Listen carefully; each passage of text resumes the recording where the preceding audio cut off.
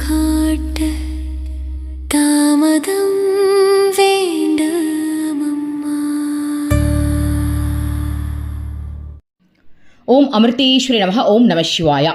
So அருள்மொழிகளில் நம்ம என்ன topic பார்த்துட்டு இருக்கோம் அப்படின்னா, அகங்காரத்தை வளர்க்காதீர்கள் அப்படின்ற டாபிக் பார்க்குறோம். அதோடைய பேலன்ஸ் தான் இன்னைக்கு நம்ம பார்க்க போகிறோம். ஸோ உங்களுக்கு ஞாபகம் இருக்கும்னு நான் நம்புகிறேன். அம்மா அகங்காரம் அப்படின்ற ஒரு விஷயம் மனுஷனுக்குள்ள ஆக்சுவலி இருக்குது. ஆனால் அது இருக்குது அப்படின்றத முதல்ல நம்ம புரிஞ்சுக்கணும், அதை உணரணும். அதை உணர்ந்தா தானே அதை அழிக்க முடியும். பட் அது இருக்குன்றது நிறைய பேருக்கு தெரியவே இல்லை அப்படின்னு அம்மா சொல்கிறாங்க. ஓகே, ஸோ அதோடைய கண்டினியூஷனை இன்னைக்கு நம்ம பார்க்கலாமா? ஸோ அந்த டாபிக் யாராவது பார்க்காம விட்டுருந்தீங்கன்னா தயவு செஞ்சு போய் பார்த்துருங்க.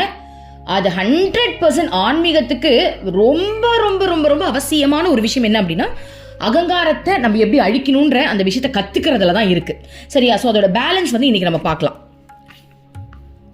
ஆனால் பெரும்பாலானவர்கள் அகங்காரம் ஒரு சுமையாக தெரியவில்லை என்பதுதான் உண்மை. அதாவது நிறைய பேருக்கு அகங்காரம் அப்படின்றது ஒரு சுமை அப்படின்றது யாருக்குமே தெரியலன்றாங்க. அது ஆக்சுவலி ஒரு சுமை, தெரியுமா? அகங்காரம்ன்றது ஒரு சுமை. இப்போ யோசிச்சு பாருங்க, ஒருத்தவங்க உங்களை திட்டாங்க அப்படின்னா உங்களுக்கு ஒரு கோவம் வருது, அவங்க கிட்ட ரிவெஞ்ச் எடுக்கணும், அவங்கள குத்தி பேசணும்னு நீங்க நினைக்கிறீங்கன்னா அதுதான் இருக்கிறதுலே மிகப்பெரிய பேர்டன், தெரியுமா? அதை நினைச்சுக்கிட்டே அவங்களுக்கு இன்னும் ரிவெஞ்ச் எப்படி எடுக்கலாம், என்ன பண்ணி அவங்கள ஹர்ட் பண்ணலாம். அப்போ நம்ம பொழப்பெல்லாம் விட்டுட்டு அவங்களே நினைச்சுக்கிட்டு அவங்களை எப்படி ஹர்ட் பண்ணலாம்னு நினைச்சுக்கிட்டு உங்களை அறியாமலேயே நீங்க ஒரு குழிக்குள்ள முழுகிறதுக்கு சமம். ஸோ அதான் சொல்றாங்க, அகங்காரம் என்பது மிகப்பெரிய சுமை அப்படின்ற ஒரு விஷயமே மக்களுக்கு தெரியாம இருக்குன்றாங்க. அடுத்தது, அது தேவையானது என்றே எல்லோரும் எண்ணுகின்றார்கள். அகங்காரம் அவர்களுக்கு அலங்காரம் என்றும் அது அவர்களுக்கு அழகையும் கவர்ச்சியையும் அளிக்கிறது என்றும் நம்புகின்றார்கள். பாருங்க, அகங்காரம் ஒரு அலங்காரம் மாதிரி நினைக்கிறாங்க. நினைச்சு பார்ப்போமா? எக்ஸாம்பிள் பார்ப்போமா? ஒருத்தவங்க அகங்காரம் அப்படின்ற ஒரு எண்ணத்தோட ஒரு ஃபங்க்ஷன் போறோன்னு வச்சுப்போங்களேன். அகங்காரத்தோட இருக்கிறவங்க அது ஒரு ஆபரணமா போட்டுக்கிறாங்கன்றது எப்படி தெரியுமா? கெத்த மெயின்டைன் பண்றது, அதுதான் ஆபரணமா போட்டுக்கிறதுன்றது ஒரு எக்ஸாம்பிளுக்கு எடுத்துப்போம். அப்படியே கெத்தா மெயின்டைன் பண்றது. வீட்டில் கூட நம்ம கேவலமா சாப்பிடுவோம், ஆனால் அங்கே போனால் நாங்கள் டீசெண்டாக தான் சாப்பிடுவோம். அப்பதான் 4 பேர் எங்களை மதிப்பாங்க. என்னை மதிக்கணும், என்னை பெருமையாக நினைக்கணும், எனக்கு ஒரு இம்பார்ட்டன்ஸ் கொடுக்கணும்னு நினைக்கிறதே அகங்காரம் தானே. உன்னை ஏன் மற்றவங்க நினைக்கணும்? ஒரு மனுஷ பையன் உன்னை எதுக்கு பார்க்கணும்? கரெக்டு தானே? கடவுளை நம்ம நினைச்சிட்டு இருந்தா பத்தாதா? ஒரு நிமிஷம் விடாம கடவுள் சிந்தனையில இருக்கணும். அதுதானே உண்மை, அதுதானே ஒரு ஆன்மீக வாழ்க்கை. ஏன் கடவுளோட நான் இருக்க போறேன், ஏன் கடவுளோட நான் சாப்பிட போறேன், ஏன் கடவுளோட நான் நடக்க போறேன். ஸோ அப்போ கடவுளை தாண்டி ஒரு மனுஷன் பின்னாடி என்ன வருது? ஒருத்தவங்க என்ன பெருமையா நினைக்கணும், என் ட்ரெஸ்ஸை பார்த்தா அழகா இருக்குன்னு சொல்லணும், நான் டீசெண்டா இருக்கேன்னு சொல்லணும், நான் ஒரு பெரிய பதவியில இருக்கேன்னு அவங்க நம்பணும், அவங்க என்ன மதிக்கணும் அப்படின்னா அதுதான் அகங்காரம். ஏன் ஒரு மனுஷன் ஒன்று அப்படி நினைக்கணும்? அவங்க நினைச்சாதான் ஒரு பெரிய பதவி கொடுத்ததுக்கு சமமா நீங்க ட்ரீட் பண்றீங்க. அப்போ அவங்களை திட்டாங்க அப்படின்னா அது உங்களுக்கு கவலையா போயிடுது இல்லை? அப்போ உங்களுடைய எண்ணம் ஃபுல்லா ஒரு மனுஷன் உங்களுக்கு கொடுக்குற அந்த ஜட்மெண்ட்ல தானே இருக்கு. ஸோ அது தேவையில்லாததுதான் இல்லையா? கடவுள் கிட்ட தானே அது நம்மளுக்கு இருக்கணும், நம்ம குரு கிட்ட தானே அது இருக்கணும். ஸோ அதுதான் அம்மா சொல்றாங்க, அகங்காரம் அப்படின்றத ஒரு அலங்காரம் மாதிரி அதை ரொம்ப பெருமையா உடுத்திக்கிறாங்க, அதை ரொம்ப பெருமையா வச்சுக்கிறாங்களாம். உண்மையை யோசிச்சு பாருங்க, அந்த பெருமையே அகங்காரம் தான். நான் ஒரு இடத்துக்கு போறேன், 4 பேர் மதிக்கணும், நான் இப்படிதான், என் கேரக்டர் இப்படிதான் அப்படின்னு தன்னை பெருமிதம் படுத்தி காட்டுறாங்க இல்லையா? அதுவே மிகப்பெரிய அகங்காரம். அடுத்தது, ஒரு நபர் எனக்கு ஒன்றும் தெரியாது என்று சொல்லலாம், ஆனால் அவரது அகங்காரத்தை சற்றே தொட்டுப்பார், அவரது அகங்காரத்தை சுட்டிக்காட்டு, அகங்காரத்துடன் அவர் எவ்வளவு ஒன்றி போயிருக்கிறார் என்பது வெளிப்படும். அவர் உடனே ஒரு எரிமலையை போல் வெடிப்பார். அவரது எதிர்ப்புகள் எரிமலையின் தீ குழம்புகளைப் போல வழிந்தோடும். அகங்காரத்துடன் ஒன்றி போயிருப்பதால் அவர் இப்படி வெடிப்பார். இப்படிப்பட்டவர்கள் தங்கள் அறியாமையை எவ்வாறு உணருவார்கள்? அது மிகவும் கடினமே. ஸோ அம்மா என்ன சொல்றாங்க, அகங்காரமே எனக்கு இல்லை, நான் ரொம்ப நல்லவங்கன்னு சொல்லுவாங்க. ஆனா அவங்கள நீ ஒரு நிமிஷம் அவங்கள சொல்லுவாங்களே சீண்டிப்பாரு, அவங்கள குத்தி பேசிப்பாரு. இல்லை அதான் நம்ம லாஸ்ட் வீடியோவில் சொல்லியிருப்போம் என்னன்னா, நான் ஒரு பிச்சைக்காரனுக்கு சமம்பா, எனக்கு என்னப்பா, எனக்கு ஒன்றும் தெரியாதுன்னு அவங்க சொல்லிப்பாங்க. ஆனால் அவங்களையே இன்னொருத்தவங்க சொல்கிறாங்கன்னு வச்சுக்கோங்களேன், இவர் ஒரு பிச்சைக்காரர்ப்பா, அவ்வளோதான் முடிஞ்சது கதை. என்னை பற்றி நான் கேவலமாக சொல்லிப்பேன்டா, அதை நான் மற்றவங்களும் என்னை பற்றி கேவலமாக சொல்லக்கூடாது, அவ்வளோதான் சொல்லிட்டேன்.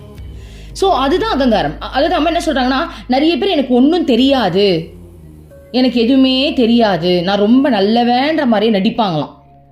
ஆனால் அதே வார்த்தையை மற்றவங்க அவங்ககிட்ட யூஸ் பண்ணிட்டாங்கன்னா அவங்களால அதை தாங்க முடியாது. அகங்காரம் அப்படியே எரிமலை மாதிரி வெடிச்சு வழிந்து ஓடும்னு அம்மா சொல்கிறாங்க.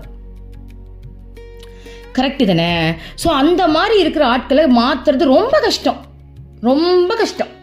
நம்ம ஃபேமிலியே எடுத்துப்போம். நம்ம ஃபேமிலியில் எத்தனையோ பேர் அந்த மாதிரி இருப்பாங்க. நம்மளே அகங்காரம் பிடிச்சவங்க தான். மற்றவங்களை நம்ம குறை சொல்லக்கூடாது. ஆக்சுவலி நம்ம அகங்காரத்தை பார்த்தா லிஸ்ட்டு வந்துக்கிட்டே இருக்குன்னு வச்சுக்கோங்களேன். நம்ம மற்றவங்களை பற்றி பேசக்கூடாது. பட் ஒரு எக்ஸாம்பிளுக்காக நம்ம தெரிஞ்சுக்கணுன்றதுக்காக நம்ம ஃபேமிலியே எடுத்துக்கோங்க. அகங்காரம் இருக்கிறவங்க நிறைய பேர் இருப்பாங்க. அதை வந்து வெளிப்படையாக காட்டுறவங்க நம்மளுக்கு தெரியும், பார்த்துருப்போம். ரொம்ப வெளிப்படையாக காட்டுவாங்க. ரொம்ப அகங்காரத்தோட ஒரு எப்படி சொல்கிறது, நம்ம பார்த்துருப்போம். நம்ம ஃபேமிலி நிறைய பேர் பார்த்துருப்போம். யோசிச்சு பாருங்க, அவங்களால ஈஸியாக மாற முடியுமா? இதெல்லாம் விட்டுருங்க, அகங்காரம்லாம் வேண்டாம்ப்பா, அதெல்லாம் விட்டுடுங்க. எல்லாரையும் மதிங்கன்னா மதிப்பாங்களா? விடுவாங்களா? இந்த கேஸ்ட் பார்க்குறாங்களே, அதுவே மிகப்பெரிய அகங்காரம் தான். அவங்களெல்லாம் விட சொல்லுங்க. இதெல்லாம் பார்க்காதீங்கப்பா, அதில் என்னப்பா இருக்குது, எல்லாரும் மனுஷங்க தானே சொல்லி பாருங்க, முடியவே முடியாதுன்னுவாங்க. ஸோ அதுலேயே ஊறி போனவங்க இல்லையா? அதுதான் அகங்காரம் அப்படின்றது. அதில் ஊறி போய் நான் இப்படி தான் அவங்களுக்காக ஒரு ஸ்டேட்டஸ் அவங்களே வளர்த்துக்கிறாங்க இல்லையா? அவங்கள மாற்றவே முடியாது, ரொம்ப கஷ்டம் நம்ம சொல்கிறாங்க. இவ்வாறு பேசிய அம்மா பின்பு விளையாட்டாக இப்படிப்பட்டவர்களின் அகங்காரத்தை உடைக்க பெரிய சம்மண்டியே தேவைப்படும் என்று சொன்னார். பாருங்க, விளையாட்டாக அம்மா சொல்றாங்களா, இப்படிப்பட்ட அகங்காரத்தில் உடைக்கிறதுக்கு பெரிய சம்மட்டியே தேவை. அது என்னன்னு தெரியல, எனக்கு சம்மட்டினா என்னன்னு தெரியல, மேபி மிகப்பெரிய ஆயுதம்னு நினைக்கிறேன். அதுவே தேவை நம்ம சிரிச்சுக்கிட்டே சொல்கிறாங்களாம். அதாவது அம்மாவே கதின்னு வாழ்கிறவங்களுக்கு அம்மா ஊசி குத்தி அந்த அகங்காரத்தை எடுத்துருவா. அம்மாவா இல்லையா? நமக்கே இருக்கா இல்லையா? எக்ஸாம்பிள் சொல்கிறேன் பாருங்க. அன்னைக்கு ஒரு நாள் அம்மாவுக்கு ஸ்டேஜில் வந்து ஆரத்தி எடுத்து முடிச்சோடனே பாரத் மாதா கி ஜே அப்படின்னு சொல்லுவாங்க. ஸோ என்ன சொன்னாங்க. நான் சொன்னேன், ஃபர்ஸ்ட் டே சொன்னேன். செகண்ட் டே யாருமே இல்லை. நான் சொல்லலாமான்னு டைஸ் போட்டு கிருஷ்ணா கிட்ட கேட்டேன். கிருஷ்ணா என்ன சொன்னால் சொல்லுன்னு சொல்லிட்டான். அப்போ நான் சொன்னேன், டே கிருஷ்ணா, நான் இப்போ சொல்லிடுவேன், பின்னாடியே என்னை வந்து ஹர்ட் பண்ணலாம் நீ கூடாது அப்படின்னு சொல்லிட்டு தான் நான் சொன்னேன். சொல்லி முடிச்சதுக்கப்புறம் ஒருத்தவங்க வந்து என்னை ஹர்ட் பண்ணிட்டாங்க, என்ன இப்படி கத்திக்கிட்டு இருக்க அப்படின்ட்டு. ரொம்ப ஹர்ட் ஆகிடுச்சு எனக்கு. அப்போது நான் மனசில் நினச்சேன், என் அகங்காரத்தை அழிக்கிறதுனா மட்டும் ஓடி வந்து ஊசி குத்திடுவீங்கன்ட்டு. அதுக்கப்புறம் நான் அம்மா கிட்ட வந்து சொன்னேன், ஏமா அகங்காரத்தை அழிக்கிறதுக்கு இவ்வளோ படாத பாடுபட்டு அகங்காரத்தை சட்டுன்னு அழிக்கிறியே, எங்கே இவளுக்கு ஏதாவது பெருமை வந்துட போகுதுன்னு இப்படி அழிக்கிறியே, எனக்கு அன்பு காட்டுறதுக்கு நீ என்ன பண்ணேன்னு கேட்டேன் அம்மாவை. ஸோ என்ன சொல்ல வரேன் அப்படின்னா, அந்த ஃப்ராக்ஷன் ஆஃப் செகண்டில் எனக்கு அந்த கெத்தான ஒரு ஃபீலு, நான் ஒரு பெரிய ஆள், என் வாய்ஸ் ரொம்ப சூப்பராக இருக்குது, இத்தனை பேரில் நான் அம்மாக்காக சொல்கிறேன்ற அந்த பெருமை எனக்கு வந்துடக்கூடாதுன்னு இம்மீடியட்டாக அம்மா அதை அழிக்கிறாங்கல்ல. இன்னொருத்தவங்க மூலமாக வந்து என்ன சொன்னேன், நல்லாவே இல்லை, அவ்வளோ முடிஞ்சிடுச்சு. அப்போ அதில் எனக்கு ஒரு பெருமை வராது, அடுத்ததுக்கு அதுக்கு போகாது, அந்த பெருமை அகங்காரத்துக்கு போகாது. அப்போ அந்த அகங்காரத்தை அழிக்கணும்னு அம்மா வந்து இதில் வந்து எனக்கு கஷ்டம்லாம் எதுவுமே இல்லை சொன்னாங்க. நான் அதோட வந்துட்டேன். எனக்கு இதில் வேற எந்த ஒரு ஃபீலும் இல்லை. அதாவது நம்மளுடைய அகங்காரத்தை அம்மா டக்குன்னு அழிக்கிறாங்க. ஸோ அதனால நம்மளுக்கு வந்து அந்த அகங்காரம் வளர மாட்டேங்குது. வளராமல் இருக்கிறதுனால அம்மாக்கு ஆப்ரேட் பண்ணுறது ரொம்ப ஈஸி. ஊசி குத்தி அதை வெளில எடுத்துடுறாங்க. ஓகே, லைட்டாக குத்தி வெளில எடுத்துறாங்க, நம்மளும் அதுக்கு தயாராக இருக்கும். ஆனால் அகங்காரம் ஆல்ரெடி வளர்ந்து போய் இருக்குன்னு வச்சுக்கோங்களேன், மோசமான நிலையில் அகங்காரம் வளர்ந்து போயிருக்கு அப்படின்னா அவங்கள வந்து ஒரு சின்ன வார்த்தை கூட நம்ம ஒன்றும் சொல்லிடக்கூடாது. சொல்லிட்டோன்னு வச்சுக்கோங்களேன், அதான் அம்மா சொல்கிறாங்க, அவங்களுடைய அகங்காரத்தெல்லாம் உனக்காக நான் ஊசி குத்தி எடுத்தேன், அவங்க அகங்காரத்தில் எடுக்கிறது நான் பெரிய செம்மட்டியே எடுக்கணும்னு அம்மா சொல்கிறாங்க. பெரிய கடப்பாறையே தூக்கி வந்து சொருனாதான் அவன் அகங்காரம்லாம் தீருன்றாங்க. ஐ திங்க் அம்மா மகிஷாசுர மர்தனனுக்கு அம்மா காளியாக வந்து அவனுடைய அகங்காரத்தை அழிச்சாங்க இல்லையா, அந்த மாதிரி சொல்கிறாங்க போல இருக்கு. ஏன்னா மகிஷாசுரன்லாம் வந்து அப்படிப்பட்ட அகங்காரம் பிடிச்சவங்க. அகங்காரம் அதிகமாக இருந்ததுனால தானே அவங்க அவ்வளோ பெரிய ராட்சசனாக மாறினாங்க. கரெக்டு தானே? அகங்காரம் தானே ஒரு வில்லனாவே நம்மளை மாற்றுது. ஸோ அந்த அகங்காரம் வளர்ந்து உச்சி நிலையில் நிற்கிறவங்க வந்து மகிஷாசுரன் மாதிரி. அப்போ அம்மா எத்தனை ஆயுதம் எடுத்துகிட்டு வந்தாங்க அழிக்கிறதுக்கு, அதை கூட அம்மா சொல்லியிருக்கலாம். ஓகே, அடுத்தது. எல்லோரும் வாய்விட்டு சிரித்தனர். அம்மாவும் சிரித்து விட்டார். சிறிது இடைவெளிக்கு பிறகு அம்மா தொடர்ந்தார். தனக்கு எவ்வளவு அகங்காரம் இருக்கிறது என்பதை ஒருவர் தெரிந்து வைத்திருக்க வேண்டும். அகங்காரம் ஒரு சுமை என்பதை உணர வேண்டும். தனது அறியாமையை உணர வேண்டும். புத்தக அறிவு உண்மையான ஞானமாகாது என்பதை தெரிந்து கொள்ள வேண்டும். புத்தகங்களில் உள்ள சொற்களை தாண்டி சென்று நுட்பமாக பார்த்து மெய்ப்பொருளை ஒருவன் உணராவிட்டால் இந்த நூலறிவு அகங்காரத்தை வளர்க்கிறதே ஒழிய குறைப்பது இல்லை. நல்லா கவனிச்சுக்கோங்க. ஒரு மனுஷனுக்கு எவ்வளோ அகங்காரம் இருக்குன்றதை நம்ம டெஸ்ட் பண்ணிக்கணும். அப்பப்போ டெஸ்ட் பண்ணி அதை உணரணுமா, அந்த சுமை என்கிட்ட இருக்கு அப்படின்றத நம்ம புரிஞ்சுக்கணும், தெரிஞ்சுக்கணும்னு அம்மா சொல்றாங்க. இப்போ நம்மலாம் நோட் பண்ணலாமா? என்னுடைய அகங்காரம் என்ற சுமை எனக்கு எவ்வளோ இருக்கு நம்ம நோட் பண்ணலாமா? இப்போ நான் யோசிச்சு பார்க்குறேன், எனக்கு என்னென்ன அகங்காரம் இருக்கு நான் யோசிச்சு பார்க்குறேன். எனக்கு சத்தியமாக நிறையா இருக்கு.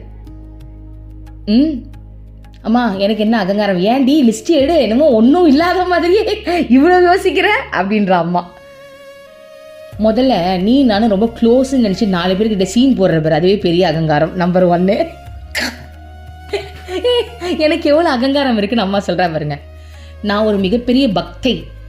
பக்தியிலலாம் நான் யாராலையும் அடிச்சுக்க முடியாது, பக்தியெலாம் வேறு லெவல் நாங்கள் பண்ணுவோம் அப்படின்ற அகங்காரம் எனக்கு இருக்குது.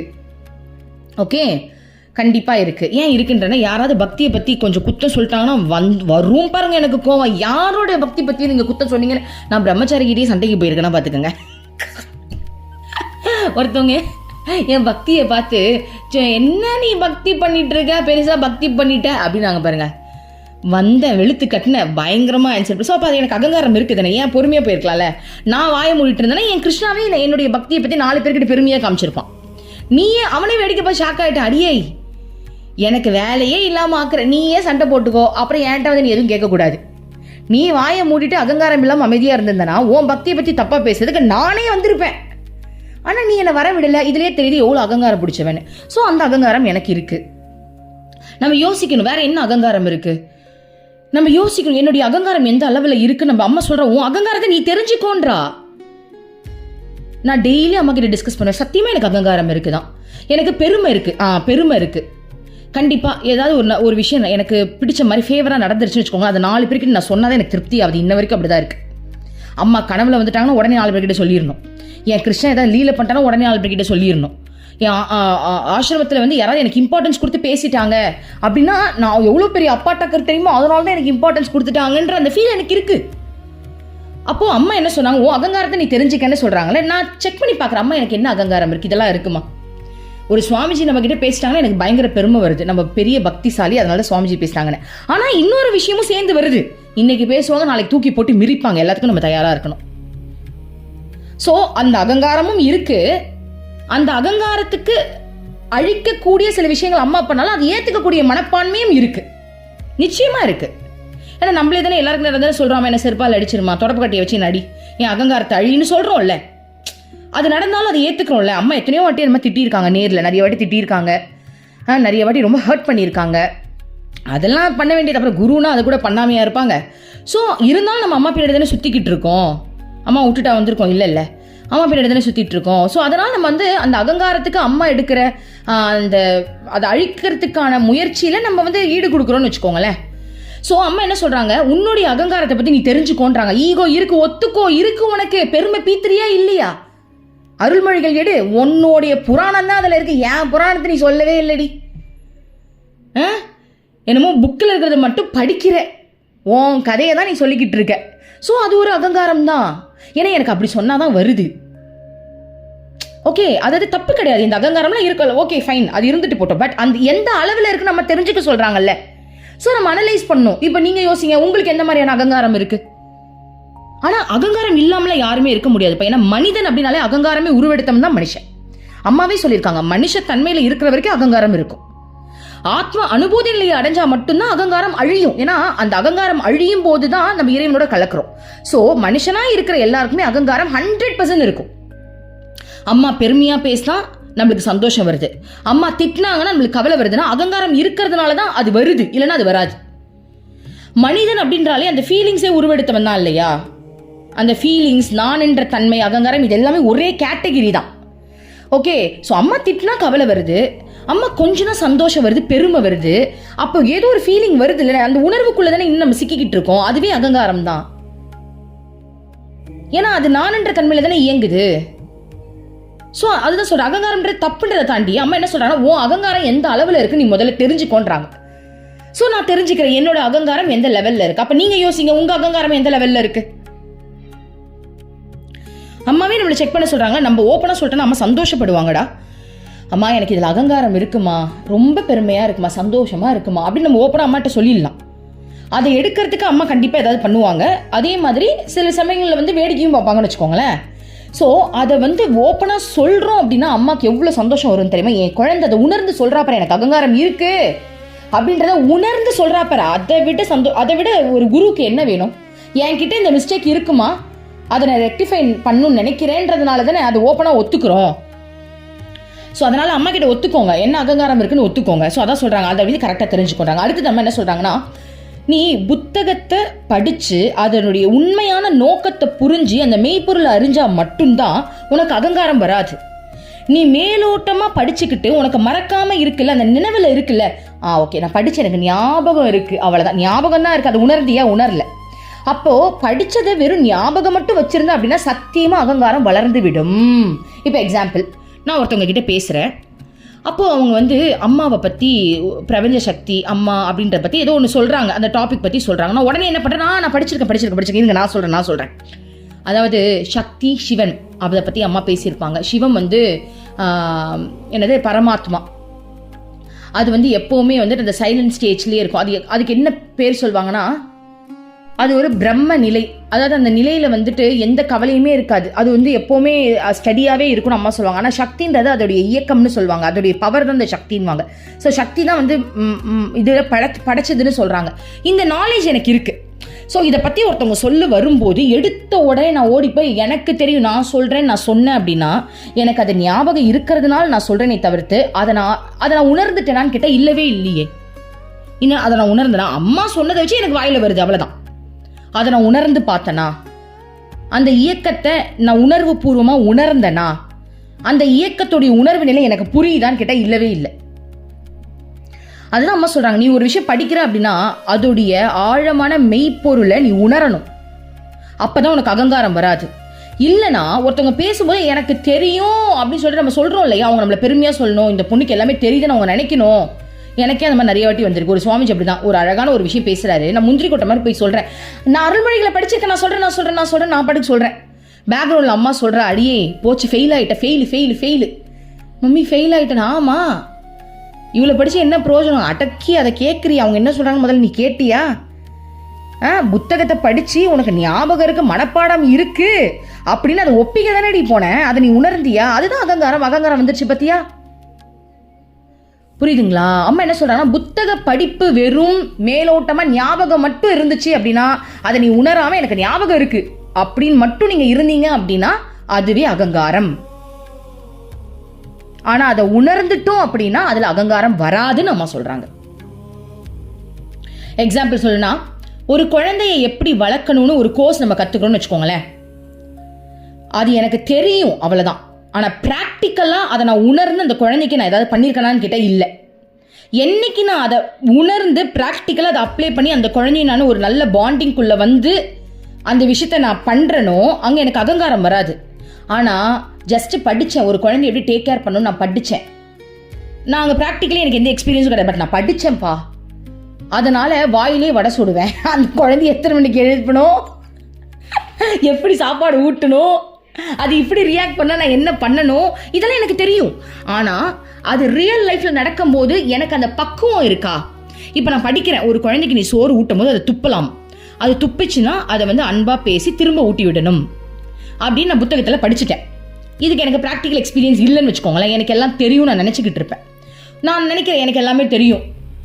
அப்போ ஒருத்தவங்க சொல்கிறாங்க, உனக்கு தான் தெரியும் இல்லப்பா வந்து பண்ணுன்றாங்க. சரி வாங்க, எனக்கு எல்லாம் தெரியும், நான் வந்து பண்ணுறேன்னு சொல்லிட்டு அந்த குழந்தைக்கு சோறு ஊட்டும் போது அது என் மூஞ்சிலே துப்பிடுச்சுன்னு வச்சுக்கோங்களேன், எனக்கு சுருன்னு கோவம் வரும், யூச்சே அப்படின்னு. ஓகே, அப்போ அதை நான் உணராததுனால நான் தெரிஞ்சது நான் நினச்சிக்கிட்டு இருக்கேன். ஆனால் உண்மையில் பார்த்தோம் அப்படின்னா எனக்கு அது சத்தியமாக தெரியல. ஜஸ்ட்டு படித்த நாலேஜ் மட்டும்தான் மைண்டில் இருந்ததே தவிர்த்து ப்ராக்டிக்கல் நாலேஜ் எனக்கு இல்லாததுனால, நாலேஜ்னு சொல்ல முடியாது, உணர்வு பூர்வமான ஒரு பாண்டிங் அது எனக்கு இல்லாததுனால நான் இங்கே ஃபெயிலு. அப்போ எனக்கு அகங்காரம் தானே இத்தனை நாள் இருந்திருக்கு. எனக்கு குழந்தைய வளர்க்க தெரியும், நான் வந்து படிச்சுட்டேன்னு சொல்லிக்கிட்டு இருந்தேன். ஆனால் உண்மையாகவே எனக்கு குழந்தைய வளர்க்க தெரிஞ்சுதான்னு கேட்டால் இல்லை. அப்போ படித்ததுனால அகங்காரம் தான் வளருது. என்னைக்கு அதை நம்ம எக்ஸ்பீரியன்ஸ் பண்ணுறோமோ அன்றைக்கி அந்த அகங்காரம் வராது. எப்படி அகங்காரம் வராது? இப்போ எக்ஸாம்பிள், இப்போ நான் படித்ததுனால என்னை அவங்க கூப்பிடும்போது நான் அப்பா டக்கிற மாதிரி எனக்கு தெரியும், குழந்தைய வளர்க்க எனக்கு தெரியும்னு சொல்லிட்டேன். ஆனால் உண்மையாகவே நான் ஒரு குழந்தைய வளர்த்து கஷ்டப்பட்டுருந்தேன்னு வச்சுக்கோங்களேன், அவங்க கூப்பிடும்போது நான் சைலண்ட்டாக இருந்திருப்பேன். ஏன்னா ஏதாவது ப்ராக்டிக்கலாக எனக்கு தெரியுமே, அது ரொம்ப கஷ்டம், ஊட்டி விடுறதுலாம் ரொம்ப கஷ்டம், நான் சைலண்ட்டாக இருப்பேன். ஏன்னா எனக்கு தான் அகங்காரம் இல்லையே. அகங்காரம் இருக்கிறவங்க தான் எனக்கு தெரியும்வாங்க. நான் என்ன பண்ணுவேன், நம்ம தான் உண்மையை அறிஞ்சிட்டோம்பே. உண்மை தெரிஞ்சதுனால நான் சைலண்ட்டாக என்ன பண்ணுவேன், என்ன கேட்டீங்க, குழந்தைக்கு சோறு ஊட்டணும், இங்கே யார் அதில் ஸ்பெஷலிஸ்ட்? அந்த புக்கை மட்டும் படித்தவங்க கையை தூக்கி நான் ஸ்பெஷலிஸ்ட் அப்படின்வாங்க. ஆனால் நான் ப்ராக்டிக்கல் அனுபவிச்சிருக்கேன்ல, அப்போ நான் என்ன பண்ணுவேன் தெரியுமா, நான் சைலண்ட்டாக இருப்பேன். ஓ குழந்தைக்கு சோறு ஊட்டணுமா, ஓகே ஃபைன், யாராவது இருந்தாங்கன்னா பாருங்கள், இல்லைனா நான் வரேன், நோ ப்ராப்ளம், இல்லைனா மட்டும் நான் வரேன், பட் இருக்காங்கன்னா போங்கன்றுவேன். ஏன்னா எனக்கு அங்கே அகங்காரம் இல்லையே, எனக்கு தான் ப்ராக்டிக்கலாக தெரியுமே அது எப்படிப்பட்ட வேலன்ட்டு.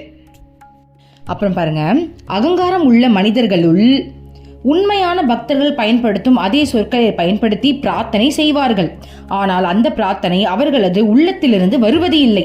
அவர்கள் சும்மா சில வார்த்தைகளை பிதற்றுகின்றார்கள். வெளி தோற்றத்தில் அவர்கள் பெரிய பக்தர்களைப் போல இருப்பார்கள். அவர்கள் ஆன்மீகத்தை பற்றி ஆழமாக பேசுவார்கள். ஆனால் அவர்களுக்குள் மிக உறுதியான அகங்காரம் இருக்கிறது. இது சுலபத்தில் வெளிப்படையாக புலப்படுவது இல்லை. அதை உடைப்பது மிகவும் கடினம். அவர்கள் பத்மாசனத்தில் அமர்ந்து பிரார்த்தனை செய்யக்கூடும், ஆனால் அவர்களது அகங்காரம் குறையாது. அந்த மனப்பான்மைதான் அறியாமையின் மிக மோசமான வடிவம். இருந்தாலும் இத்தகைய மனிதர்கள் தாங்கள் அஞ்ஞானிகள் என்பதை உணர்வது இல்லை. ஓகே, நல்லா கவனிச்சுக்கோங்க. அம்மா என்ன சொல்றாங்க அப்படின்னா, பத்மாசனத்திலலாம் உட்காந்து பண்ணுவாங்க, ஆனால் அவங்களுக்கு உள்ளுக்குள்ள அகங்காரம் அதிகமாக இருக்கும். இது யாரை தெரியுமா சொல்றாங்க? குரு இல்லாம ஆன்மீகத்துல நான் முன்னேறிடுவேன்னு நினைக்கிறாங்கல்ல, சத்தியமா அவங்களால அகங்காரத்தை அழிக்க முடியாது. ஏன்னா அகங்காரம் எனக்கு இருக்கு அப்படின்றத உணரணும்ல. முதல்ல அம்மா சொன்னாங்க பாருங்க, ஃபர்ஸ்ட் ஸ்டார்டிங் இந்த புத்தகம் இந்த டாபிக் ஓப்பன் பண்ணும் போதே முதல்ல சொன்னது, முதல்ல உனக்கு அகங்காரம் இருக்குன்றதை நீ உணர்ந்தா மட்டும்தான் அதை அழிக்க முடியும், இல்லைன்னா அதை அழிக்க முடியாதுன்னு. குரு இருக்கும் போதுதான் எனக்கு அகங்காரம் இருக்குன்றதே எனக்கு தெரியுதுப்பா, இல்லைன்னா எனக்கு சத்தியமா எனக்கு அகங்காரம் இருக்குன்னு எனக்கு தெரியவே தெரியாது. ஏன்னா நான் என்னோட பர்சனல் லைஃப் எக்ஸ்பீரியன்ஸ் தான் சொல்ல முடியும். ஏன்னா எனக்கு அதுதான் நடந்திருக்கு. எனக்கு அகங்காரம் இருக்கு அப்படின்ற ஒரு விஷயத்த அம்மா நிறைய இடத்துல உணர வச்சிருக்காங்க. ஏன்னா அம்மா உள்ள இறங்கிட்டாங்களா, தீட்சை கொடுத்துட்டாங்களா, நம்மளை தொட்டுட்டாங்களா, உள்ள இறங்கிட்டாங்களா, மாசம் மாசம் போய் கட்டி பிடிக்கிறேனா, வெளிச்சம் போட்டு காட்டுறாங்க. நான் ரீசெண்டாக ஆசிரமம் போகும்போது ஒருத்தவங்க பேசும்போது நான் குறுக்க பேசினேன். நான் யார்கிட்டையுமே அப்படி பேச மாட்டேன், எனக்கு அவங்ககிட்ட அவ்வளோ உரிமை வந்துருச்சு, அதனால பேசினேன். அப்போ எனக்கு பேசும்போதே எனக்கு தெரியுது, ஓவராக பேசுகிற, தேவையில்லாத விஷயத்த பேசுகிற, அகங்காரமாக பேசுகிற, உன்னை வெளில காட்டிக்கணும்னு நீ நினச்சி பேசுகிற, உன்னை பற்றி அவங்க பெருசாக நினைக்கணும் நீ நினைக்கிற, ரொம்ப கேவலமாக பிஹேவ் பண்ணுற அப்படின்னு எனக்குள்ளேயே எனக்கு வருது. ரொம்ப கேவலமாக பிஹேவ் பண்ணுற, தயவு செஞ்சு மரியாதை கூட அவங்களுக்கு, பொறுமையாக கவனி அவங்க பேசுகிறத. ஏன் கூட பேசுகிற? யூடியூப்பில் வேணால் நீ பேசு, அதை கேட்கறதுக்கு 500 பேர் காத்துக்கிட்டு இருக்காங்க. நீ போடுற ஒரு வீடியோவும் கேட்கறதுக்கு. அங்கே பேசுகிற பேச்செல்லாம் இங்கே பேசிக்கிட்டு இருக்காத நிஜத்தில். ஏன் அப்படி கைட் பண்ணுறாங்க தெரியுமா? உள்ளே இருந்து அந்த ஃப்ராக்ஷன் ஆஃப் செகண்டில் என் வாயை கொடுத்து முடிக்கும் போதே பின்னாடி அடி விழுது. குரு இருக்கிறதுக்கு முன்னாடி இதை விட கேவலமாக நான் நிறைய பேர்கிட்ட பேசியிருக்கேன். ஆனால் நான் பேச தப்புன்னு எனக்கு தெரியாது. அந்த ஏன்னா நான் பேசினது தப்பு, இது அகங்காரம்ன்ற ஒரு விஷயம் எனக்கு தெரிஞ்சாதேனே நான் அதுலேருந்து வெளில வருவேன், அதை அழிக்கணும்னு நினைப்பேன். எனக்கு தெரியவே தெரியாதே. அப்பெல்லாம் எனக்கு கேள்வி கேட்க ஆள் கிடையாது, எனக்கு சொல்லித்தர ஆள் கிடையாது. நான் பாட்டுக்கு கெத்தாக பேசுவேன். அவங்க ரிப்ளை வாவ் சூப்பராக பேசுறீங்கன்னு சொல்லிட்டாங்கன்னா எனக்கு அதுதான் பலன். அவங்க நீங்கள் ஓவராக பேசிட்டீங்கன்னு சொல்லிட்டாங்க எனக்கு கவலை வந்துடும். ஆனால் அவங்க கரெக்டாக சொல்கிறாங்கன்னு எனக்கு தெரியாது. ஆனால் என் குரு வந்ததுக்கு அப்புறம் உண்மையாக பாயிண்ட்டை பிடிப்பாங்க தெரியுமா? இங்கே பேர் இந்த இடத்துல நீ அதிகமாக பேசிட்டே, இதை நீங்கள் கூட எக்ஸ்பீரியன்ஸ் பண்ணியிருப்பீங்க நான் நினைக்கிறேன். ஒரு இடத்துல நீங்கள் அதிகமாக பேசிட்டீங்கன்னா உங்களுக்குள்ளேருந்து மெசேஜ் ஒரு ஓவராக பேசுறதை செஞ்சு பேசாத. சத்தியமாக ரொம்ப உணர்வு பூர்வமாக அதை பேசவே கூடாதுன்ற அளவுக்கு நம்மளுக்கு வரும் அந்த உணர்வு, அவ்வளோ ஸ்ட்ராங்காக இருக்கும். அது கொடுக்கறது குரு. ஸோ அம்மா என்ன சொன்னாங்க, இங்கே சில பேர் பத்மாசனத்தில் உட்காந்து பிரார்த்தனைலாம் பண்ணுவாங்க, ஆனால் அகங்காரம் உள்ளே இருக்கும். யாரை பற்றி சொல்கிறாங்கன்னா குரு இல்லாதவங்களை பற்றி தான் அம்மா சொல்கிறாங்க. குரு இல்லாதவங்களுக்கு அந்த அகங்காரத்தை அழிக்கிறது மிக மிக கஷ்டம். ஆனால் நம்ம குரூப்லேயே இன்னும் தீட்சை வாங்காமையே ஓரளவுக்கு அகங்காரம் அழிச்சவங்க நிறைய பேர் இருக்கீங்க. அது எப்படிப்பட்ட கேட்டகரினா, இந்த ஜென்மத்தில் தான் நீங்கள் தீட்சை இன்னும் வாங்கலை, ஆனால் பல ஜென்மங்களை நீங்கள் அம்மா கூட வாழ்ந்ததுனால தான் அம்மாவுடைய வார்த்தைகளை கேட்டு உங்களால் உடனே மாற்ற முடியுது. ஸோ அவங்களாம் சூப்பர் தான், அவங்களாம் நான் குறை சொல்லலை. பட் அம்மா பற்றியே தெரியாமல், இந்த குருன்ற ஒரு விஷயத்தை பற்றியே தெரியாமல் நான்லாம் வாங்க மாட்டேன், நான் எதுக்கு போய் வாங்கணும், பகவத்கீதை புக் இருக்குது, உபன்யாசங்கள் இருக்குது, அதெல்லாம் படித்தாலே எனக்கு எல்லாம் தெரிஞ்சிடும். அப்போது அதை படிக்கிறாங்க, ஆனால் அகங்காரத்தை வளர்த்துக்கிறாங்க தெரியுமா? பகவத்கீதையை படித்து முடிச்சு அகங்காரத்தில் இருக்கிறவங்கள நிறைய பேர் நான் பார்த்துருக்கேன். அவங்க அகங்காரத்தை அழிக்கிறதுக்கு ரெடியாகவே இல்லை. நம்ம ஏதாவது ஒரு வார்த்தை அதாவது அவங்க சொன்ன ஸ்லோகத்தில் பா இது இப்படி இந்த மீனிங் வரும்பா அப்படின்னா அவங்களுக்கு கோவம் வந்துடும். நான் சொன்ன மீனிங் தான் கரெக்ட், நான் 10 வருஷமாக கிளாஸ் எடுத்துகிட்டு இருக்கேன், நீங்கள் என்ன எனக்கு சொல்கிறீங்கன்னு வாங்க. அதுதான் அகங்காரம். அகங்காரம் இல்லாதவங்க என்ன பண்ணுவாங்க, அந்த அகங்காரத்தை அழிக்கணும்னு நினைக்கிறவங்க என்ன பண்ணுவாங்க, ஓ தவறாயிடுச்சா, ஓகேப்பா, ஓ இந்த கருத்து வரல, நோ ப்ராப்ளம் அப்படின்னு ஏற்றுப்பாங்க. அது கரெக்டாக இருக்குன்னா ஏற்றுப்பாங்க, நான் சொல்கிறது தான் கரெக்டுன்னு சொல்ல மாட்டாங்க. புரியுதுங்களா? ஸோ எனக்கு கூட அகங்காரம் இன்னும் இருக்குது. யாராவது நான் பேசுனதில் ஏதாவது குறைய கண்டுபிடிச்சி சொன்னாங்கன்னா எனக்கு தெரியும், நீங்கள் உங்கள் வேலையை பாருங்கன்னு இன்னமும் என் வாய் அப்படி தான் வருது. ஏன்னா எனக்கு குரு, அதுவும் அகங்காரம் தான். எனக்கு குரு இருக்காங்க, நீங்கள் என்ன சொல்கிறீங்க, என் குரு சொன்னால் நான் கேட்பேன். அம்மா தப்பாக தாண்டி பேசினேன், ஓ அப்படியா மம்மி, சாரி மம்மி, அவ்வளோதான் முடிஞ்சிடுச்சு. அம்மா எது சொன்னாலும் அக்செப்ட், அது எனக்கு 100% வருது. ஆனால் அம்மா திட்டுவா பயங்கரமாக. 100%லாம் சொல்லாத, கம்மியாக சொல்லு, ஒரு 70% நீ சொல்கிறத நான் கேட்குறேன்னாம்மா. ஏன்னா அம்மா கனவுல வந்தாங்கடா. ஓகே, என்னன்னா டைஸ் போட்டு ஒரு விஷயம் அம்மாட்ட கேட்டேன், அம்மா பண்ணுன்ட்டா. ஆனால் நான் அதை பண்ணலை. திரும்பவும் டைஸ் போட்டு அம்மா கஷ்டமாக இருக்குமா வேண்டாமான்னு, ஓகே வேணான்ட்டான். கனவுல வந்தா பாருங்க, அது வேறு, நீ டைஸ் நல்லா தான் போடுற, நல்லா தான் பேசுகிற, எல்லாமே குட் சூப்பர். ஆனால் இந்த சில்லியாக கேட்டு அதையே கேவலமாக அதை வச்சே மாற்றி மாற்றி கேட்டுட்டு கிடந்துன்னு வச்சுக்கோயே, உன்னை அவளை தான் நம்ம சொல்லிட்டு போனாடா கனவுல. நேற்று நைட்டு கனவுல டைஸ் போட்டு கேட்டேன்னு அவனுக்கு ஓகே சொன்னேன். அப்புறம் நான் திரும்ப டைஸ் போட்டு இது வேணான்னு சொல்கிறது, அதுக்கு எதுக்கு நீ டைஸ் போட்ட, அது ஓ முடிவே எடுத்துகிட்டு போக வேண்டியதானே, ஏன்ட்ட எதுக்கு கேட்ட? அம்மா எப்படி சொல்கிறாங்க பாருங்க, என் கனவுல ஒரே அது அம்மா வாயில் சொல்ல, என் வாயிலே என்னை திட்டுறாங்க. அம்மா என்னை பார்த்துட்டே இருக்கா, என் வாயே பேசுது, அம்மா இப்படி தானம்மா நீ என்ன சொல்கிறீங்க, டைஸ் சூப்பராக தான் போட்டுக்கிட்டு இருக்கேன், ஆனால் அந்த டைஸ் போடுறன்ற பேரில் கேவலமாக சொதப்பிக்கிட்டு இருக்க பாரு, அதெல்லாம் நிறுத்திடு அப்படின்னு என் வாயிலே வருது. அப்போ அம்மா எனக்குள்ளேருந்தே பேசினாங்க. நான் கனவுல நான் அம்மா என் பக்கத்துலேயே உட்காந்துருக்கேன், என்னை பிடிச்சிட்டு இருக்காங்க, என் வாய் பேசுது. அப்போ அம்மா சிரிக்கிறாங்க, எப்படி உன் வாய் மூலயமா அம்மா பேசுகிறேன் பார்த்தியா அப்படின்னாங்க அம்மா கனவுல. ஸோ அதுதான்டா அகங்காரம் அப்படின்ற ஒரு விஷயத்த குருவால் மட்டும்தான் அழிக்க முடியும். அதுக்குதான் குரு ரொம்ப அவசியம்ன்றது. ஏன்னா நமக்கு இருக்கிறதே தெரியல, அவங்களுக்கு ஆனால் தெரியும்ல. அடுத்தது பார்ப்போம். 1981 நடந்த ஒரு நிகழ்ச்சியை அம்மாவின் இந்த கூற்று நினைவுக்கு கொண்டு வருகிறது. ஒரு நாள் ஆசிரமத்தில் தென்மேற்கு மூலையில் உப்பங்கழியில் கரையோரம் அம்மா அமர்ந்திருந்தார். அந்த நாட்களில் உப்பங்கழிக்கு அப்பால் இருக்கும் கடலை பார்க்க முடியும். அம்மாவுடன் சில பிரம்மச்சாரிகளும் அம்மாவின் பெற்றோர்களும் பக்கத்தில் வசிக்கும் சில பக்தர்களும் இருந்தனர். அவர்கள் ஆசிரமத்தின் அன்றாட காரியங்களை பற்றி பேசிக்கொண்டு இருந்தார்கள். அப்போது ஒரு பெரிய மனிதர் போல தோன்றிய நடுத்தர வயதுடையவர் அங்கு வந்தார். அம்மாவையும் மற்றவர்களையும் வணங்கிவிட்டு அவர் அமர்ந்து கொண்டார். தாம் வந்த காரணத்தை சொன்னார். நான் ஆன்மீக வாழ்க்கையில் ஈடுபட்டு உள்ளேன். நீங்கள் அதை தீர்த்த யாத்திரை என்று சொல்லலாம். வாழ்க்கையின் நோக்கம் என்ன, நாம் எதற்காக பூமியில் பிறந்து வளர்ந்து வருகிறோம் என்பதை தெரிந்து கொண்டாலொழிய வாழ்ந்து பயனில்லை என்பதை நான் உணர்ந்திருக்கிறேன். பழங்கால முனிவர்களும் ரிஷிகளும் வாழ்வில் இறுதி லட்சியமான ஆத்ம சம்ஸ்காரம் பெறவே நாம் இங்கு வந்துள்ளோம் என்று கூறியுள்ளார்கள். நன்கு சம்பாதித்து ஒரு வெற்றிகரமான லௌகீக வாழ்க்கை வாழ்ந்த பிறகு இப்போது எனக்கு ஆன்மீக பாதையில் வெற்றியடைய வேண்டும் என்று ஒரே ஆசைதான் உள்ளது. அதற்கான நேரமும் வசதியும் எனக்கு உண்டு. இப்படி அவர் தொடர்ந்து தன்னை பற்றி பேசிக்கொண்டு இருந்தார். என்ன மாதிரியே பேசியிருக்காரு பாருங்களேன். டேய் இதெல்லாம் நான் சொல்ல, அம்மா சொல்றா உள்ள இருந்து. அடியே உன்ன மாதிரியே ஒருத்தன் வந்தாண்டி, இதை மாதிரி தான் அவனை பற்றியே பெருமையாக பேசுகிறேன். எனக்கு இது கேட்கும்போது என்னமோ நான் பேசுகிற மாதிரியே இருக்குது. ஏன்னா நான் கூட சில சமயங்களில் இந்த மாதிரிலாம் பேசுவேன். நான் இப்போ ஆன்மீகத்தில் இருக்கேன், எல்லா வேலையும் விட்டுட்டேன், ஆன்மீகமே என் குருவே வாழ்க்கை வாழ்ந்துக்கிட்டு இருக்கேன் அப்படிலாம் சொல்லுவேன் நான். அப்படி என்ன சொல்கிற மாதிரி இருக்குது. அடுத்தது பாருங்க, அவரது பேச்சு அழகாக இருந்தது. மற்றவர்களுக்கு அவர் தனது அறிவாற்றலை புரிய வைக்க விரும்பியது பேச்சிலிருந்து புரிந்தது. ஸோ அவர் ரொம்ப அழகாக பேசுகிறான்றது 4 பேருக்கு காட்டணும்னு விருப்பப்பட்டிருக்காருன்றது தெரிஞ்சிருச்சான்.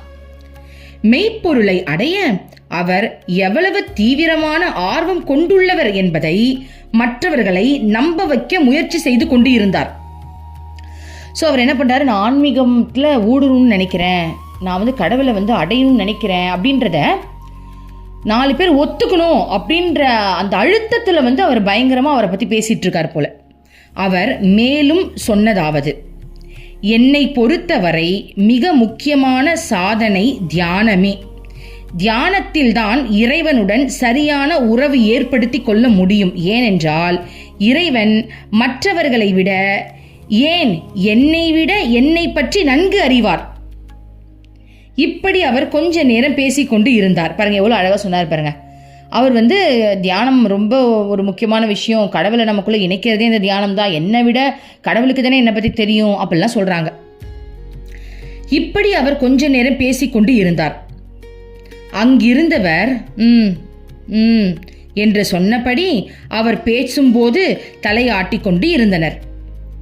ஏனென்றால் அவர் பேசுவதில் வல்லவராகவும் புலமை மிகுந்தவராகவும் இருந்தார். ஸோ நல்லா இப்படி பேசுகிறவங்கிட்ட நம்ம எதுத்தெல்லாம் ஒரு வார்த்தையும் பேச முடியாது, நம்மளே ஆஃப் பண்ணிடுவாங்க. ஸோ அதனால் கொட்டி தான் ஆகணும். ஸோ எல்லாரும் வந்து அப்படின்னு சொல்லிட்டு இருந்தாங்க போல் இருக்கு. அம்மா அவர் பேசுவதை கவனித்தார். புன்முறுவலுடன் உட்கார்ந்தார். அங்கிருந்த அமைதியான சூழ்நிலை அவருக்கு சற்று தைரியத்தை அளித்தது. அவர் சுற்றிலும் பார்த்துவிட்டு, எனக்கு ஆசிரமங்கள் என்றால் மிகவும் விருப்பம். நான் எவ்வளவோ ஆசிரமங்களுக்கு போயிருக்கிறேன். இங்குதான் இவ்வளவு அமைதி நிறைந்திருக்கிறது. நான் இங்கு தங்கி சில நாட்கள் தியானம் செய்யட்டுமா என்று சொல்லியபடி அவர் பத்மாசனத்தில் உட்கார்ந்து தியானிக்க ஆரம்பித்தார். பிரம்மச்சாரி நீலு மீண்டும் ஆசிரம காரியங்களை பற்றி பேச ஆரம்பித்தார். சிறிது நேரம் பேச்சுக்கு பிறகு அம்மா எழுந்தார். எல்லோரும் அம்மாவை நமஸ்கரித்தனர். புதிதாக வந்த நபர் மிக ஆழ்ந்த தியானத்தில் இருப்பது போல காணப்பட்டார். அம்மா அவரை தாண்டி சென்ற போது அவரது தலையில் தனது உள்ளங்கையை அழுத்தமாக வைத்து நன்கு ஆட்டினார். பிறகு, மகனே, நீ இன்னும் தேக்கு மரம் வாங்குவதற்காக பேரம் பேசிக்கொண்டுதான் இருக்கிறாயா என்று சொல்லியபடி நடந்து சென்றார். பாருங்க அவர் தியானத்துல என்ன நினைச்சார்னு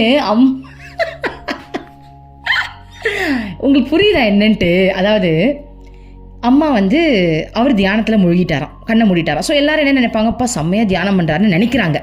அம்மாவுக்கு தெரியாத அவர் எண்ணத்தில் என்ன ஓடுதுன்னு. அம்மா என்ன பண்ணாங்களாம், அவர் தலைமையில கையை வச்சு ஒரு அழுத்த ஆட்டிட்டு, இன்னும் நீ தேக்கு மரம் வாங்குறத பேரம் பேசி இன்னும் முடிக்கலையான்னு கேட்டாங்களாம். அப்போ அவர் தியானத்தில் எண்ணத்தில் அது ஓடி இருக்கு. ஏதோ ஒரு தேக்கு மரம் இடத்துல ஓடி இருக்கு, அவர் அந்த இடத்த வாங்குறது விற்கிறது இதெல்லாம் ஓடி இருக்கு பாருங்க. அது அம்மா கரெக்டாக சொல்லிட்டாங்க பாருங்க. இதை கேட்டதும் அந்த மனிதர் ஆடி போனார். அடேங்கப்பா, என் சக்கரை கிட்ட நடக்குமா, என் தங்கம், அம்மா செல்லம். பாருங்க அம்மா கண்டுபிடிச்ச, அம்மா விடுவா, அம்மா யாருடா, எவ்வளவு கெத்து பாருடா. அவரு பேசின பேச்சுக்கெல்லாம் ஒரே வார்த்தை, தியானத்துல உட்காந்து பேரம் பேசி முடிச்சிட்டியா இல்லையா, எப்படி கேட்டாங்க பாருங்க. ஏன்னா தியானம்னா என்ன, நம்ம அம்மாக்குள்ள முழுகணும். இப்போ என்னை பொறுத்த வரைக்கும் நான் எப்படி தியானம் பண்ணுவேன்னா, நான் அம்மாவை கிருஷ்ணனா நினைப்பேன். நான் கிருஷ்ணா கூட நடக்கிற மாதிரி, கையை பிடிச்சிட்டு இருக்க மாதிரி, கட்டி பிடிக்கிற மாதிரி, முத்தம் கொடுக்குற மாதிரி, அப்படியே அந்த அன்பில் அப்படியே அதை உருகுவேன். அது வந்து அம்மா எனக்கு கொடுத்த பாவம். நான் பெருமையாலாம் சொல்ல. சில சமயங்கள் வரும், சில சமயங்கள் கேவலமான எண்ணங்கள் வரும். ஓகேவா? சில சமயங்கள் கிருஷ்ணாவை தாண்டி கண்ட இடத்துக்கு போகும். ஆனால் என்ன பொறுத்த வரைக்கும் தியானம் என்பது கடவுளோட கலக்கிறது தானே. இப்போ அவர் தானே சொன்னார், தியானத்தில் தான் நம்ம கடவுளோட நெருங்க முடியும்னு. ஏன் நெருங்கல இவரு?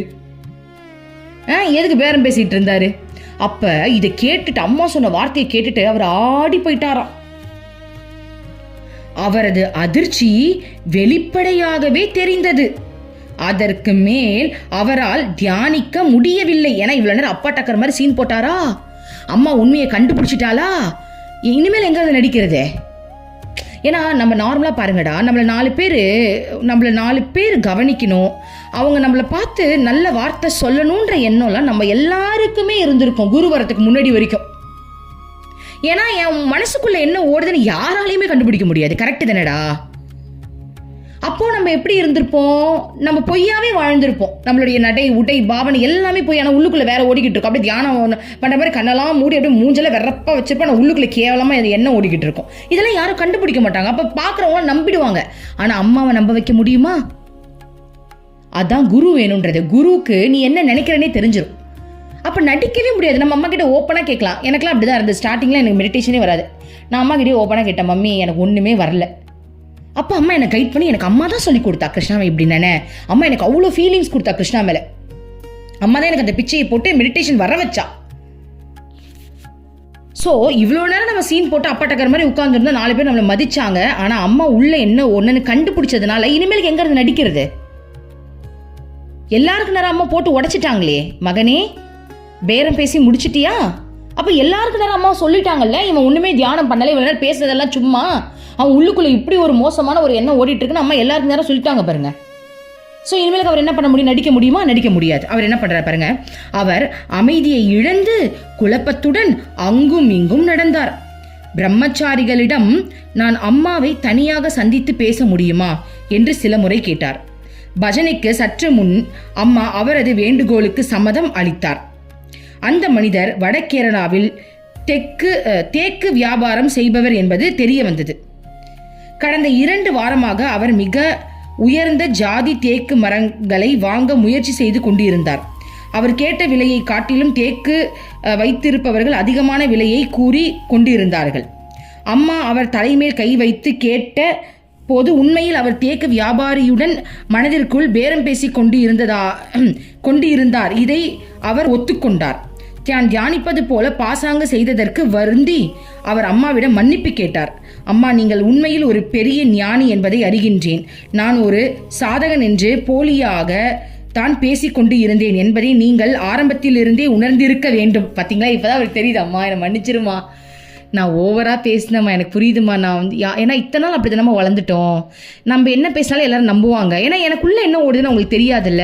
ஆனால் அது உன்கிட்டயே நான் பண்ண பாரு. இப்போ தெரிஞ்சிருச்சுமா, உனக்கு எல்லாமே தெரியும். நான் எங்கேருந்துமா நடிக்கிறது? இனிமேல் நான் எங்கேருந்து நான் சரண்டர்மா, எங்கேருந்து நடிக்கிறது? வாமா உட்காந்து பேசுவோம். இந்த மாதிரி தான் என்ன ஒரு கேவலமாக வருதுமா, என்னம்மா பண்ணலாம்? நம்ம அம்மா கிட்ட என்ன வேணாலும் பேசலாம்டா.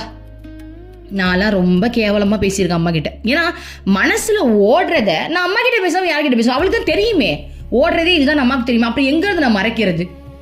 அம்மாவுக்கு தெரியாதது என்ன இருக்கு? எல்லாமே அம்மாவுக்கு தெரியுது. இங்க ஏதாவது நம்மளால மறைக்க முடியுதா? யோசிச்சு பாருங்க. இதோ உட்காந்து அம்மா கேட்டுட்டு இருக்கா. ஏம்மா நீயே சொல்லு, நான் நினைக்கிறது எல்லாமே உனக்கு தெரியுது தானே? எங்கிறது நான் சீக்கிரட்டு?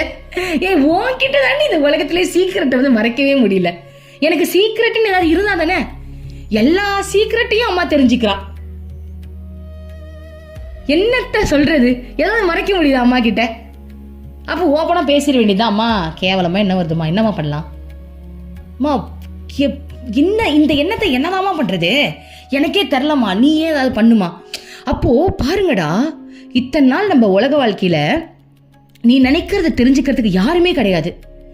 ஆனால் உன் சிந்தனைக்கு வர்றதுக்கு முன்னாடியே உனக்கு இது வரப்போகுதுன்னு நம்ம அம்மாவுக்கு தெரியுது, நம்ம குருவுக்கு தெரியுது அப்படின்னா நீயும் அவளும் க்ளோஸ் இல்லாமல் வேற யாரும் க்ளோஸாக இருக்க முடியும்? யோசிச்சு பாருங்க. இந்த உலகத்திலே நம்மளோட க்ளோஸ் ரிலேஷன்ஷிப் அம்மா மட்டும்தான். ஏன்னா அவளுக்கு தான் நினைக்கிறதுக்கு முன்னாடியே தெரியுது. ஸோ அவர் சரண்டர் ஆயிட்டார். இனிமேல் நம்ம எந்த வேலையும் காட்ட முடியாது, அம்மாக்கு எல்லாமே தெரியுதுன்னு. எனக்கு பணிவை கற்பித்தீர்கள் அம்மா. இனிமேல் நான் ஆன்மீக விஷயத்தில் போலியாக இருக்க விரும்பவில்லை. சொல்லிலும் செயலிலும் நேர்மையானவனாக இருக்க எனக்கு உதவுங்கள். பார்த்தீங்களா? இத்தனை நாள் அவங்க சொன்னதெல்லாம் மற்றவங்க கேட்டதுனால அதையே மெயின்டைன் பண்ணிட்டு இருந்தோம். இன்னைக்கு நீ மனசில் என்ன நினைக்கிறன்றத அப்படியே வெட்ட வெளிச்சமாக பார்க்கறதுக்கு நம்மளுக்கு குரு வந்துட்டாங்க. இனிமேல் நம்ம எதுக்கு நடிக்கணும்? அதனால தான் இப்போ கூட பாருங்கள், நான் என்னோட சேனலில் நிறைய என்னை பற்றியே நான் வந்து இந்த அகங்காரத்தை பற்றி அதிகமாக பேசியிருப்பேன். ஏன்னா நான் உங்ககிட்ட ஃபேக்காக பேசுனா அம்மாவுக்கு தெரியும்ப்பா. கரெக்டு தானே? நான் ரொம்ப நல்லவன், நான் அப்படி இப்படி இதுக்கு முன்னாடி நான் பேசியிருப்பேன். இப்போ அப்படிலாம் பேச முடியாது. ஏன்னா என் அம்மா தான் உட்காந்து பார்த்துக்கிட்டு இருக்கா. என்ன சொன்ன அம்மா? நான் நல்லவன்னு சொன்னம்மா. சத்தியமா சொல்லி நல்லவன்னு. சாரி மம்மி, நான் கெட்டவ தான் ஒத்துக்கிறேன். ஸோ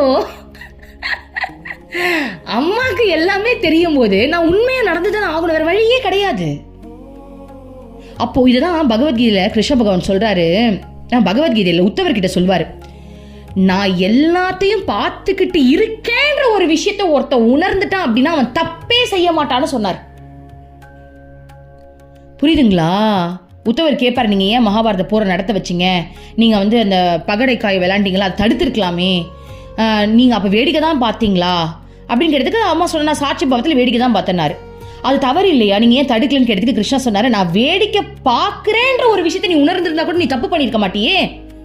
அதான் இவர் சொல்றாரு, அம்மா இனிமேல் நான் நடிச்சு ஒரு பிரயோஜனமும் கிடையாதுமா, ஏன்னா நீ வேடிக்கை பார்க்கறல்லம்மா, உனக்கு தான் எல்லாமே தெரியுதே, நான் நடிச்சு என்ன பிரயோஜனம், யாரை ஏமாத்த போறேன், ஏமாத்துறதுக்கு யாராவது ஏமாளி இருந்தா தானே ஏமாத்துறதுக்கு.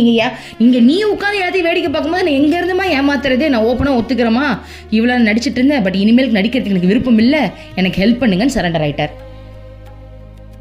இதுக்கு மேல என்னடா வேணும்? நம்ம குரு நம்மளை பார்த்துட்டு இருக்காங்க, நம்ம தப்பு பண்ண முடியுமா? யோசிச்சு பாருங்க, உங்களால தப்பு பண்ண முடியுமா, ஏமாத்த முடியுமா? ஒரு எக்ஸாம்பிள் சொல்றேன் பாருங்க. நான் வந்து கேரளால இருந்து நம்ம விழுப்புரத்துக்கு டிக்கெட் எடுத்தேன். எவ்வளோ தெரியுமா? நான் சாதா டிக்கெட் தான், உட்காந்தே வந்துடலான்னு சொல்லிட்டு கொல்லம்லேருந்து 4 மணிக்கு ஒரு ட்ரெயின் கிளம்பும். லேடிஸில் உட்கார நல்ல இடம் இருக்கணும், உட்காந்துட்டே வந்துடலான்னு 205 ரூபா. அவங்க என்ன பண்ணிட்டாங்க, காசை 500 ரூபா கொடுத்தேன்டா, எனக்கு அதிகமாக காசு ரிட்டர்ன் கொடுத்துட்டாங்க. 300 ரூபாய் எனக்கு கொடுத்துட்டாங்க. அதாவது 300 ரூபாய் மீன்ஸ் நான் கட்டின காசையும் எனக்கு ரிட்டர்ன் கொடுத்துட்டாங்கன்னு வச்சுக்கோங்களேன். எனக்கு ஒன்றுமே புரியல, நான் ஜிபே பண்ண என்னமோ பண்ணி எனக்கு கொடுத்துட்டாங்க. கொஞ்சம் தூரம் போனோன்னே எதுக்கு எனக்கு இவ்வளோ காசு அப்படின்னு நான் வந்து எண்ணி பார்க்குறேன். நான் நேராக அவங்க கிட்ட போயிட்டு, இல்லை நீங்கள் எனக்கு எக்ஸ்ட்ரா பே பண்ணிட்டீங்க, 300 ருபீஸ் எனக்கு பே பண்ணியிருக்கீங்க, செக் பண்ணுங்க அப்படின்னு. ஐயோ சாரிப்பா, ரொம்ப தேங்க்ஸ் அப்படின்னு சொல்லி அந்த காசை வாங்கிக்கிட்டாங்க. இதுவே ஏன் இதை நான் கொடுத்துட்டேன் அப்படின்னா, என் அம்மா பார்த்துக்கிட்டே இருக்கா, இவ வச்ச டெஸ்ட்டு, அம்மா நீ எப்போ வேணாலும் டெஸ்ட் வைப்ப, நம்ம ஆகஸ்ட் மாதம் சேவை செய்யணும் பார்த்தீங்களா, 1ஆம் தேதி எனக்கு அம்மா டெஸ்ட் வச்சா, ஏன்னா நான் டெஸ்ட்டில் பாஸ் ஆனால் மட்டும்தான் அம்மா என் மூலமாக ஏதாவது சேவை செய்வாங்க. நிறைய பேர் மூலமாக டொனேஷன் அனுப்பி நம்ம நிறைய சேவை செஞ்சுக்கிட்டு இருக்கோம் இல்லையா, ஸோ அதம்மா பண்ணுவாங்க. ஸோ வந்து எனக்கு டெஸ்ட்டை பாருங்கள், 2 வாட்டி டெஸ்ட். இதே மாதிரி மீன் கடைக்கு போனேன், அந்த மீன்கார அம்மா வந்து 10 ரூபா தான், 20 ரூபான்னு வச்சுக்கோங்க, எனக்கு எக்ஸ்ட்ரா கொடுத்துட்டாங்க. அதுலேயும் அம்மா எனக்கு டெஸ்ட் வச்சா பாருங்க, நான் ஓடி பாதி தூரம் வந்துட்டு ஓடி போய் கொடுத்துட்டு வந்தேன், மம்மி நீங்கள் வந்து டெஸ்ட் வச்சுட்டீங்க, நான் ஃபெயில் ஆகிடக்கூடாதுன்னு சொல்லிட்டு ஓடி போய் 20 ரூபாய் எக்ஸ்ட்ரா கொடுத்துட்டு வந்தேன். இதுவே முன்னாடி இருக்கிறவளா நான் இருந்திருந்தேன் அப்படின்னா என்ன தெரியுமா நினச்சிருப்பேன், பிரபஞ்சம் எனக்கு காசு எக்ஸ்ட்ரா கொடுத்துச்சு, பிரபஞ்சம் எனக்கு காசு எக்ஸ்ட்ரா கொடுத்துச்சு அப்படிதான் நினச்சிருப்பேன். பிரபஞ்சம் கொடுக்கல லூசு. அப்புறம் எனக்கு இப்போதான் எனக்கு தெரியுது, அது பிரபஞ்சம் உனக்கு கொடுக்கல,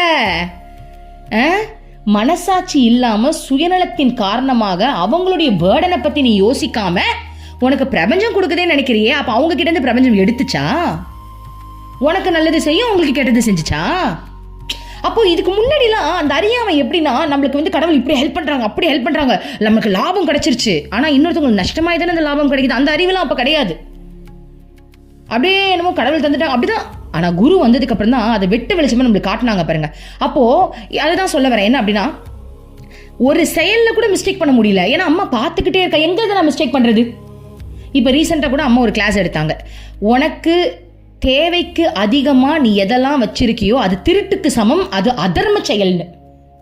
அதை படிச்சதுல இருந்தே நான் என்ன பண்ணிட்டு இருக்கேன் தெரியுமா, அம்மா நான் இன்னைக்கு ஒரு அதர்ம செயல் பண்ணிட்டேம்மா, எக்ஸ்ட்ரா ஒரு தோசை ஊத்திட்டம்மா, வேஸ்டா போயிடுச்சுமா, அதர்ம செயல் பண்ணிட்டம்மா. அப்புறம் நேற்று என் பையனோட ஏதோ திங்ஸ்லாம் கீழே இருந்துச்சு, அதெல்லாம் கூட்டும் போது சேர்த்து கூட்டி குப்பையை கொட்டிட்டேன், முடிஞ்சது கதை.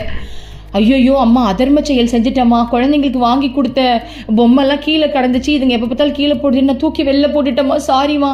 அப்போது என்ன ஒருத்தவங்க பார்த்துட்டே இருக்காங்கன்ற ஒரு விஷயத்த புரிஞ்சதுனால தானே அந்த தப்பு பண்ணுறது கூட எனக்கு ரியலைஸ் ஆகுது.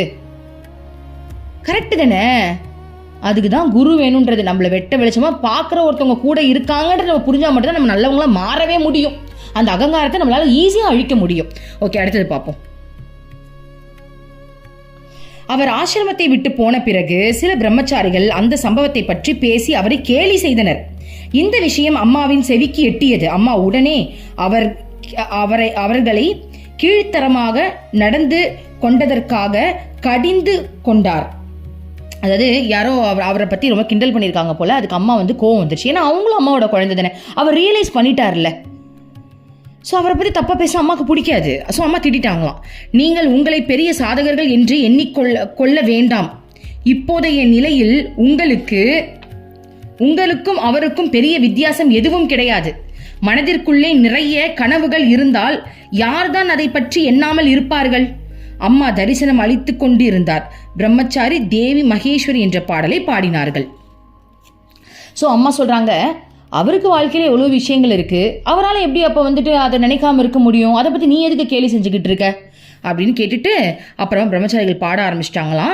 பாடலை கேட்டவாறு தரிசனம் அளித்துக் கொண்டிருந்த அம்மா கட்டிலின் மீது அமர்ந்தபடி ஆழ்ந்த தியானத்தில் மூழ்கினார். சில நிமிடங்களுக்கு முன்வரை அம்மா ஆழ்ந்த கருத்துக்களை பேசிக்கொண்டு இருந்தார். திடீரென்று இப்போது இந்த உலக உணர்வே அவரிடம் இல்லை. மேன்மையான ஆன்மீக நிலைக்கு சென்று விட்டார். பக்தர்கள் பேசுவது நின்றது. குடிலுக்குள் ஆழ்ந்த அமைதி நிலவியது. அம்மாவின் பேரானந்த நிலையை கண்டு பக்தர்களும் உற்சாகத்துடன் தியானிக்க ஆரம்பித்தார்கள். ஸோ அம்மா இந்த மாயையிலிருந்து விலகி தியானத்துக்குள்ள மூழ்கிட்டாங்க. ஸோ இந்த சாப்டர் இதோட முடிஞ்சது. அடுத்தது என்ன சாப்டர் தெரியுமா? அது சாட்சி பாவம். நாளைக்கு பார்க்கலாம். அதை சாட்சி பாவம். ஓகே, ஸோ என்ன அப்படின்னா, நல்லா தெரிஞ்சிருக்கும் இந்த அகங்காரத்தை பற்றி நம்ம நிறையவே அம்மா நம்மளுக்கு நிறைய சொல்லி கொடுத்துட்டாங்க. நம்மளும் நிறைய டிஸ்கஸ் பண்ணோம். அகங்காரத்தை அழிக்கணும், மற்றதெல்லாம் அம்மா பார்த்துப்பாங்க. நம்ம குருவை மட்டும் ஸ்ட்ராங்காக பிடிச்சா போதும்டா, எல்லாத்தையும் அம்மா பார்த்துப்பாங்க. நம்ம மட்டும் நம்ம அகங்காரத்தை செக் பண்ணிகிட்டே இருக்கணும். நம்ம அடுத்த நிலைக்கு உயர உயர அகங்காரம் வளர்ந்துக்கிட்டே இருக்கும், களை பிடுங்கிக்கிட்டே இருப்பாங்க அம்மா. இப்போ ஆக்சுவலி என்னோட நிலை வந்து அடுத்த ஸ்டேஜில் அம்மா வச்சுருக்காங்க. முதல்ல வந்து நான் கிருஷ்ணாவை வந்து ஸ்டார்டிங் வந்து அவரே நிறைய ஃபீலிங்ஸ் கொடுப்பாரு, நிறைய அவரை அப்படியே ஆட்டோமேட்டிக்காக நினைப்பு வரும். ஒரு ஸ்டேஜில் ஃபீலிங்ஸ் நிறுத்திட்டாரு. நானாக வலுக்கட்டாயமாக நினச்சிக்கிட்டு இருந்தேன். இப்போ அம்மா இன்னொரு ப்ராசஸில் போட்டிருக்காங்க. அதே மாதிரி ஃபீலிங்ஸ் ஆட்டோமேட்டிக்காக வருது. அதுவாக நம்மளுக்கு வந்து நம்ம கஷ்டப்பட்டு நினைக்கணும்னு அவசியம் இல்லை. இப்போ எப்படி அவருக்கு தேக்கு மரம் வந்து ஈஸியாக நினைப்புக்கு வந்துச்சு, அதே மாதிரி எனக்கு ஈஸியாக நினைப்புக்கு வர அளவுக்கு ஒரு இது ப்ராசஸில் வச்சுருக்காங்க. இது அப்படியே திரும்ப மாற்றுவாங்க. ஆனால் ஒவ்வொரு ப்ராசஸ்லேயும் அகங்காரம் வருது தெரியுமா? சத்தியமாக வருது. கடைசி நிலையை நம்ம அடையிற வரைக்கும் அந்த அகங்காரம் வந்துக்கிட்டே இருக்கும் போல. ஆனால் அகங்காரம் வந்தது நம்ம தெரிஞ்சுக்கணுன்றாங்க அம்மா. முதல்ல என்ன சொல்கிறாங்கன்னா, உனக்கு அகங்காரம் வருதுன்றதை நீ முதல்ல தெரிஞ்சுக்கோ, ஒத்துக்கோ. வருதா? ஆமாம் வருதுமா. நீ தெரிஞ்சுக்கிட்டா மட்டும்தான் உன்னால் அதை அழிக்க முடியுன்றாங்க. ஸோ அகங்காரம் வரதை முதல்ல நம்ம புரிஞ்சுக்கிட்டு அதை அழிக்கிற வழியை நம்ம பார்க்கணும். அதான் சொல்கிறாங்க, அகங்காரத்தை வளர்க்காதீர்கள். ஓகேவா அம்மா செல்லம்? ஐ லவ் யூ ஸோ மச் அம்மா செல்லம். ப்ளீஸ் அம்மா செல்லம், எங்களுடைய அகங்காரம் இதில் கூட நான் நிறைய அகங்காரத்தோடு பேசியிருப்பேன், என்னை மன்னிச்சிருங்கம்மா. அம்மா எனக்கு நல்ல அமைதியை கொடுங்க. இந்த அருள்மொழிகள் தவிர்த்து என் வாய் வேறு எங்கேயுமே ஓப்பனே ஆக வேண்டாம். உனக்கு தெரியும் இல்லாமல் எங்கே ஓப்பன் ஆகணும் அங்கே மட்டும் ஓப்பன் பண்ணால் போதும். ஓவராக பேச்சு கூட எனக்கு குறைச்சிருங்கம்மா. நான் எப்போவுமே உங்களை நினச்சிக்கிட்டு, கிருஷ்ணாவை நினச்சிக்கிட்டு உங்களுக்குள்ளே நாங்கள் இன்னும் ஆழமாக முழுகணுமா. I love you mummy. ஓம் அமிர்தேஸ்வரி நமஹ. ஓம் நம சிவாயா. மனமே உனக்கு சொந்தம், ஒருவரும் இல்லை என்ற உண்மையை ஒரு நாளும் நீ மறந்திடாதே.